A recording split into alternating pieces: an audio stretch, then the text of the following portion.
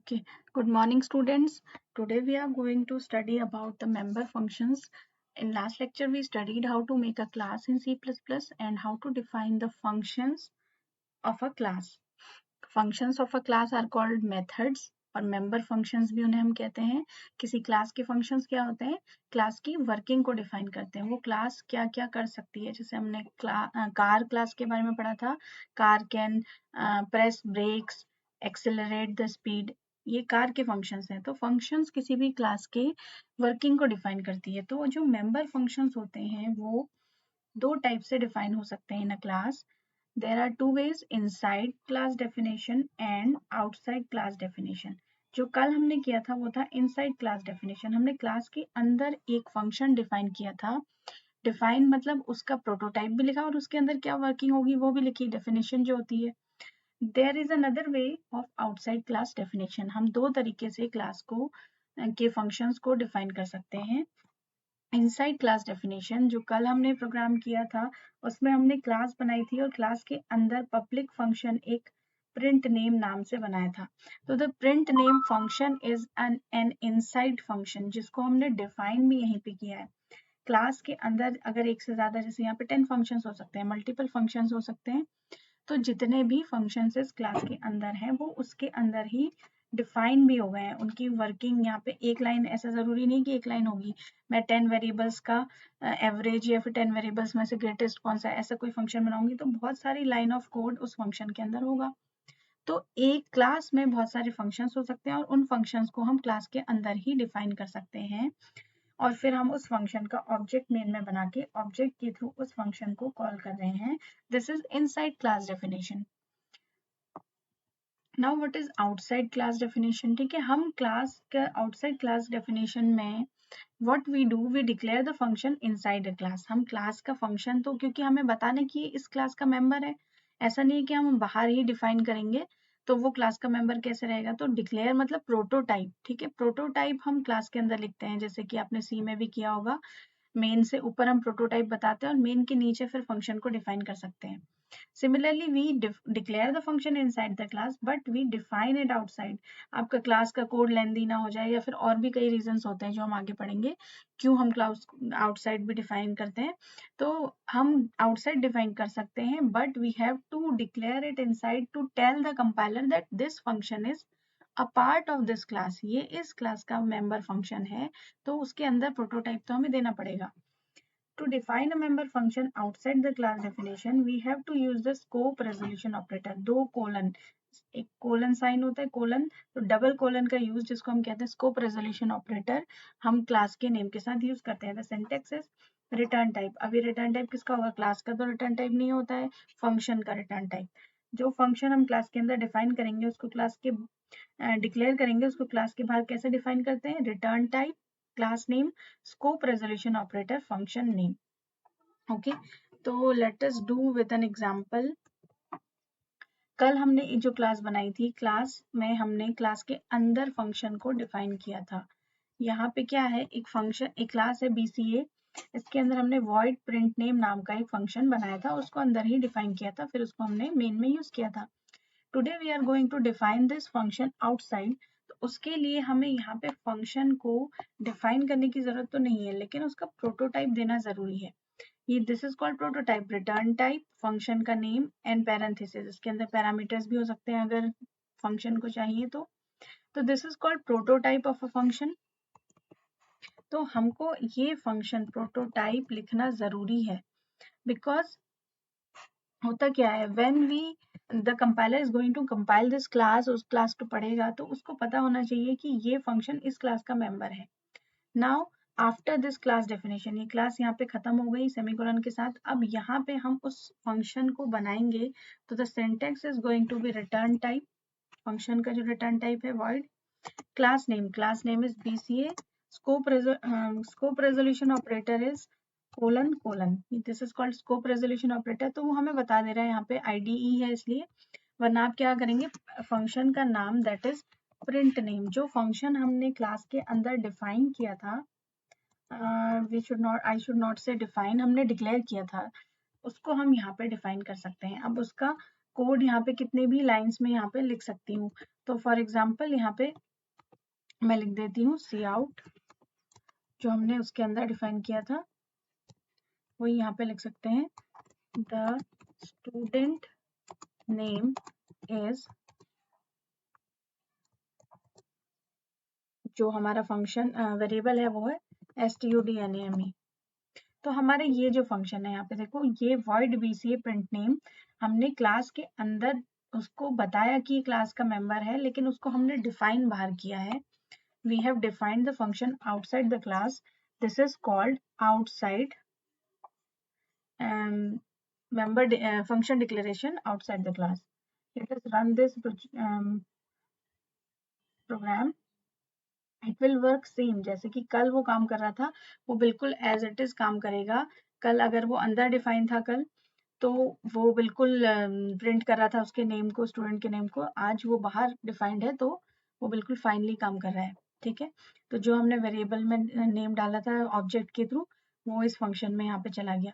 तो basically what is going on, we have two types of function definitions. ठीक है, हम दो तरीके से बना सकते हैं, inside class definition and outside class definition. Whenever required, जब जैसी रिक्वायरमेंट हो हम उसको कर सकते हैं। Now inline functions, there is a functionality in C++। inline functions क्या होते हैं? तो when a program executes the function call instruction, the CPU stores the memory address of the instruction following by a function call. Basically what happens, it copies the arguments of the function on the stack and finally transfers control to the specified function। जब हम किसी function को call करते हैं तो होता क्या है, फंक्शन में मेन में हूँ तो main is also function. Main एक फंक्शन है जिसे कंपाइलर ने कॉल किया। अब मेन के कुछ लाइन ऑफ कोड के बाद यहाँ पे there is a function one, इसको कॉल किया हुआ है। तो जैसे ही एक फंक्शन कॉल होता है, कंपाइलर चला जाता है उस फंक्शन में। तो यहाँ पे जो डिटेल्स हैं इस फंक्शन की, वो एक स्टैक में सेव कर देता है। स्टैक, या फिर आप ऐसे समझ सकते हैं, अभी आपने स्टैक नहीं पढ़ा है तो एक जगह एक नोट कर लेता है एक अपने मेमोरी में। वहां पे वो नोट करने के बाद उसको ये ध्यान रखना है कि जहां से, जिस लाइन से, मेन फंक्शन की इस लाइन से मैं फंक्शन कॉल में गया हूँ, वहीं पे वापस भी तो आना है। तो whenever a function called is and जब फंक्शन कॉल मिलती है किसी कोड में लिखी हुई, जहाँ पे फंक्शन कॉल लिखी होती है या फंक्शन को कॉल किया होता है, तो उस फंक्शन में कंपाइलर चला जाता है।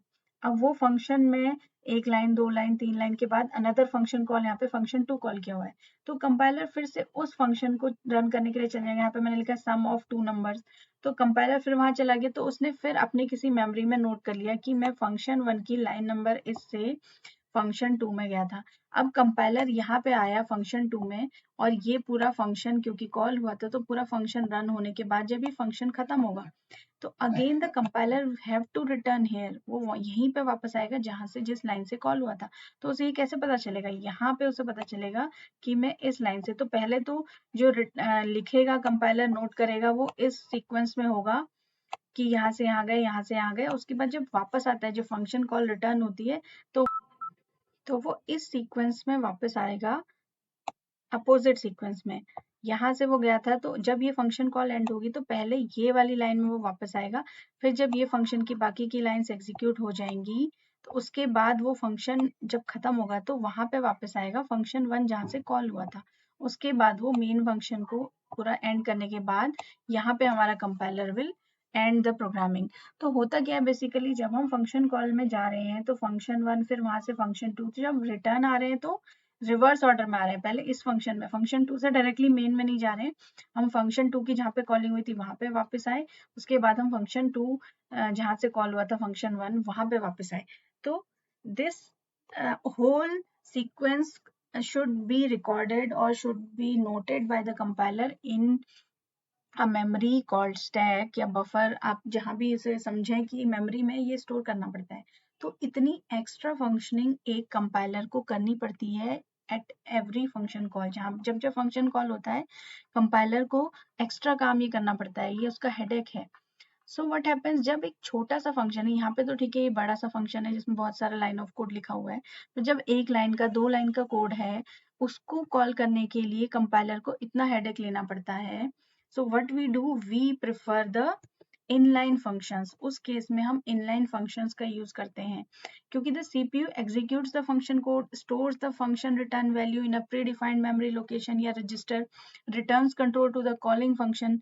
ठीक है, जब वो कॉल कर रहा है उसके बाद फिर वापस आ रहे हैं कॉलिंग फंक्शन से जहां से कॉल हो रहा था फंक्शन। ठीक है, तो इतना ओवरहेड एग्जीक्यूशन टाइम एक कंपाइलर को लगता है, तो उसको बचाने के लिए हम क्या करते हैं, जब बड़ा फंक्शन होगा तब तो ठीक है, क्योंकि कॉलिंग में 5 सेकेंड्स का टाइम लगा और फंक्शन जो है वो 10 to 15 सेकेंड्स का है जिसका रन टाइम इतना है, तब तो ठीक है। लेकिन जो 1 सेकेंड या फिर माइक्रो सेकेंड्स का फंक्शन है, छोटा सा फंक्शन है जो कि स्क्वायर रूट कर रहा है, जैसे पावर का फंक्शन है 2 की पावर 3 या किसी भी m की पावर n, तो उन छोटे छोटे फंक्शंस में इतना कंपाइलर ओवरहेड लेने से बेटर हम क्या करते हैं, we use inline functions inside the class.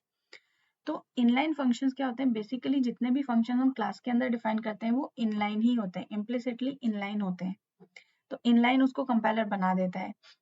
लेकिन जब हमें खुद इनलाइन फंक्शंस बनाने हैं तो हमें एक इनलाइन कीवर्ड का यूज करना पड़ता है to make the function inline. अब होता क्या है, जो क्लास के अंदर के फंक्शंस हैं वो यहाँ पे लिखा हुआ है कि इम्प्लिसिटली इनलाइन, मतलब होते ही इनलाइन है। बट इनलाइन क्या है, हमारी एक रिक्वेस्ट है, हम कंपाइलर को रिक्वेस्ट करते हैं कि this is an inline function. जैसे कि डिफॉल्ट मैंने आपको बताया क्लास के अंदर जो फंक्शन होता है वो इनलाइन होता है, लेकिन ये कमांड नहीं है।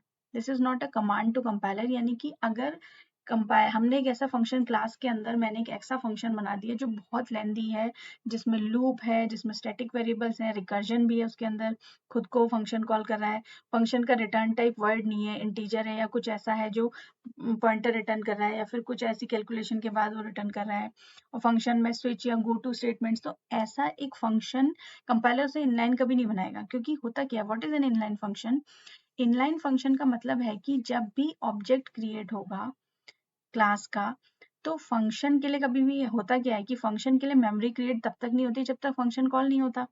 लेकिन इनलाइन फंक्शंस के केस में वहीं पर वो कंपाइलर उसको रख देता है। here should be an example, ये है class math public int square S. ठीक है, ये फंक्शन स्क्वायर कर रहा है किसी नंबर को जो मैं पैरामीटर में पास कर रही हूँ, मैं 5 पास करूंगी तो 5 का स्क्वायर 25 कर देगा। तो इस फंक्शन को मैंने क्लास के अंदर डिक्लेयर किया और डिफाइन किया ऐसे इनलाइन इंट मैथ स्क्वायर। तो अब ये फंक्शन क्या बन गया, इनलाइन फंक्शन बन गया।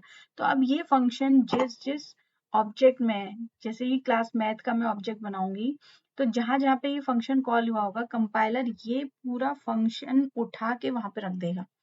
फंक्शन कॉलिंग में क्या होता है, जस्ट फंक्शन कॉल होती है, कंपाइलर फिर उसके लिए अलग से मेमोरी एलोकेट करता है और फिर वहां जाता है, उसको रन करता है, फिर वापस आता है। ये सारा काम अभी मैंने आपको समझाया जो होता है। बट इनलाइन के केस में क्या होता है कि जहां पे भी ये फंक्शन मैथ स्क्वायर कॉल होगा, वहां पे कंपाइलर इस पूरे लाइन को रिटर्न एस इंटू एस को उठा के वहां पे रख देगा। तो वो मेन में ही या फिर उसी प्रोग्राम में ही उस फंक्शन को वो इनलाइन बाउंड करके एग्जीक्यूट करता है। तो कंपाइलर को कहीं बाहर दूसरे फंक्शन या दूसरी मेमोरी ब्लॉक में जाने की जरूरत नहीं होती है। यहाँ पे एक एग्जांपल देख लेते हैं। एक इनलाइन फंक्शन है int max int x comma int y. ये फंक्शन क्या कर रहा है, कोशिश ये करते हैं कि इनलाइन फंक्शंस जो होते हैं उनको हम एक ही लाइन में लिख देते हैं, मतलब बहुत लंबा कोड बनाने की कोशिश नहीं करते हम, क्योंकि हम कहते हैं कि ये एक फंक्शनिंग है कि इनलाइन फंक्शंस हमेशा छोटे फंक्शंस को ही बनाना चाहिए। मैंने अभी आपको समझाया कि कंपाइलर, अगर आपने बड़े फंक्शन को इनलाइन बना दिया तो कंपाइलर आपकी बात नहीं मानेगा। तो एक छोटा सा प्रोग्राम है, एक छोटी सी लाइन है, रिटर्न क्या कर रहा है, एक मैक्स फंक्शन है जिसको हम 2 पैरामीटर्स 2 वेरिएबल्स पास कर रहे हैं, int x comma int y, और वो रिटर्न कर रहा है ये हमने पढ़ा था ना conditional operator, x is greater than y है तो वो एक्स रिटर्न करेगा, अदरवाइज वो वाई रिटर्न करेगा। तो दोनों एक्स और वाई में से जो भी नंबर ग्रेटर है वो रिटर्न कर रहा है मैक्स फंक्शन। तो मेन में मैं मैक्स फंक्शन को जब कॉल करूंगी यूजिंग दिस पैरामीटर्स, तो वो क्या रिटर्न करेगा, 20, 10, यहाँ पे 20 रिटर्न करेगा, 200 रिटर्न करेगा यहाँ पे, और यहाँ पे 1010 रिटर्न करेगा। तो एक इनलाइन फंक्शन मैंने बनाया और उसको हम ऐसे यूज करेंगे। तो अब यहाँ पे जब ये फंक्शन कॉल हो रहा है मेन के अंदर, तो कंपाइलर किसी दूसरी मेमोरी में जाके वहां पे कैलकुलेशन करके वापस नहीं आएगा। ये 3 लाइन के लिए कंपाइलर कहीं नहीं जाएगा, मेन जब कंपाइल होगा तो ये पूरी लाइन उठ के, जो मैक्स की डेफिनेशन है वो उठ के यहाँ पे कंपाइलर रख देगा, यहाँ पे, ठीक है, जहाँ पे फंक्शन कॉल हो रहा है, यहाँ पे फंक्शन कॉल हो रहा है, तो यहाँ पे वो उस फंक्शन को रख देगा। और यहाँ पे ये कोड पूरा, इसकी जगह कंपाइलर रख देगा return x greater than y question mark x colon y semicolon. यहाँ पे जब ये प्रोग्राम कंपाइल होगा तो इसकी जगह कंपाइलर पूरा कोड उठा के रख देगा। तो ऐसा लगेगा कंपाइलर को कि यहाँ पे कोड रखा हुआ है, वो कोड ही एग्जीक्यूट हो रहा है, फंक्शन कॉलिंग जैसा कुछ भी नहीं होगा। ठीक है, this is the working of inline function. Inline functions के लिए फंक्शन कॉलिंग के टाइम पे कंपाइलर को कहीं दूसरी मेमोरी में जाने की जरूरत नहीं होती है। So this was all for today. आज हमने पढ़ा कि एक इनसाइड क्लास फंक्शन कैसे डिफाइन करते हैं, आउटसाइड क्लास फंक्शन को कैसे डिफाइन करते हैं, और व्हाट आर इनलाइन फंक्शंस।